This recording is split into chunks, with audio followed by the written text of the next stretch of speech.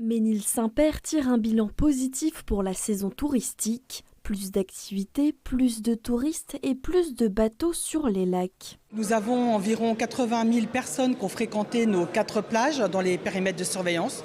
Voilà, donc une très belle saison pour tout le monde, une très belle météo et ça s'est bien passé au niveau de l'ambiance sur nos lacs. Nous avons quand même un certain nombre d'activités à proposer.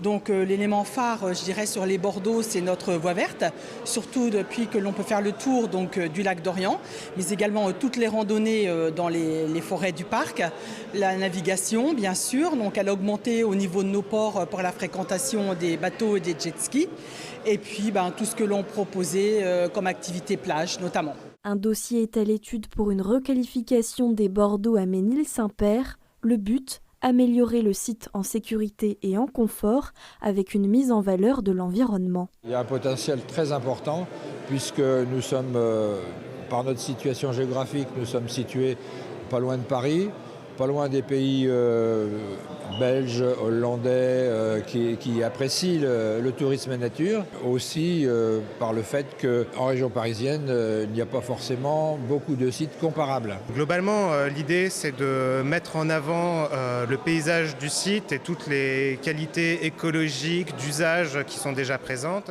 Une requalification qui s'oriente autour de 3 phases. L'aménagement du premier parking.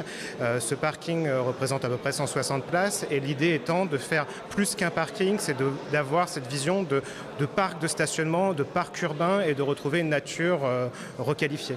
En seconde phase va être l'aménagement de tous les abords des espaces publics qui sont contigus à la maison des lacs. Donc là, vraiment, la notion de seuil, d'accueil autour de cette maison qui fédère en fait toute l'activité autour du lac. Et en troisième phase, qui va être finalement la phase la plus importante, l'aménagement des plages, avec notamment l'aménagement d'aires de jeu, mais aussi d'espaces, on va dire, pédagogiques, sportifs, et aussi des espaces de stationnement, on va dire, plus temporaires et toujours dans cette logique de dissimuler le stationnement dans le paysage. Le département espère un démarrage de chantier en septembre 2023.